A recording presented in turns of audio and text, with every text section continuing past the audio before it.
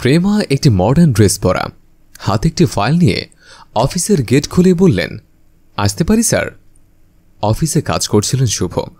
শুভ প্রেমার দিকে তাকিয়ে দেখতে পেলেন একটি অপরূপ সুন্দরী মেয়ে আজ ইন্টারভিউ দিতে এসেছে।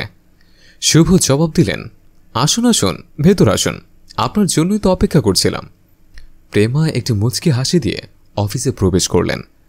বসের টেবিলের পাশে একটি সোফা সেট রাখা। প্রেমা এসে দাঁড়াতে শুভ বললেন, প্লিজ বসুন।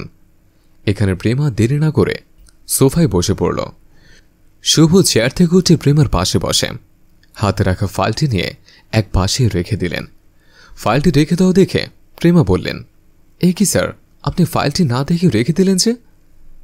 জবাবে শুভ বলল, দেখুন, আমাদের এখানে চাকরি করতে হলে ফাইলটা ইম্পর্টেন্ট না, যেটা গুরুত্বপূর্ণ সেটা নিয়ে কথা বলার জন্য ফাইলটা রাখলাম।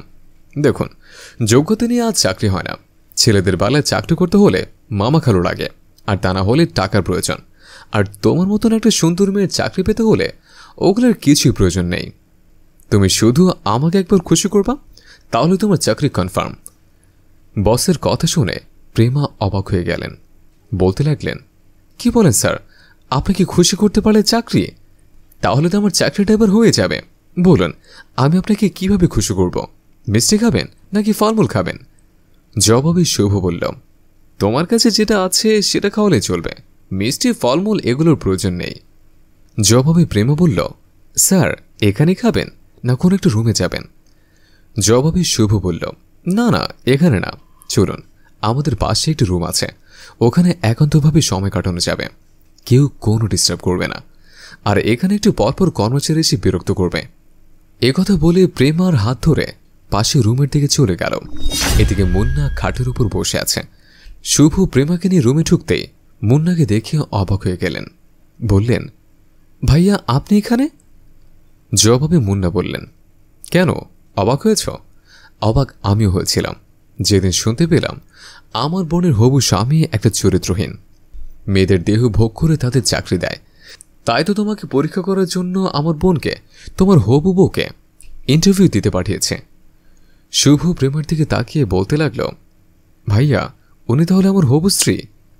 ভাইয়া আসলে আমি বুঝতে পারি নাই আমার হবু স্ত্রী এবং আপনি আমাকে এইভাবে পরীক্ষা করবেন। তাহলে আমি এমনটা কখনোই করতাম না। আমার ভুল হয়ে গেছে, আমায় ক্ষমা করে দিন। আমি আর কোনোদিন এমন কাজ করব না।